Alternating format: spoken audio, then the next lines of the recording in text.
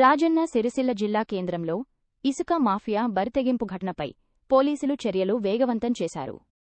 గతంలో మనం నివేదించినట్లుగా అక్రమ ఇసుక ట్రాక్టర్ను అడ్డుకోబోయిన తహసీల్దార్ మహేష్ కారుపైకి డ్రైవర్ వాహనాన్ని దూకించిన సంగతి తెలిసిందే.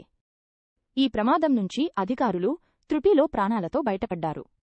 తాజాగా ఈ ఘటనపై స్పందించిన పోలీసులు ట్రాక్టర్ డ్రైవర్ యజమానిపై క్రిమినల్ కేసులు నమోదు చేసి వాహనాన్ని స్టేషన్కు తరలించారు. విధి నిర్వహణలో ఉన్న అధికారులపై దాడులకు తెగబడటంపై సర్వత్రా ఆగ్రహం వ్యక్తమవుతోంది.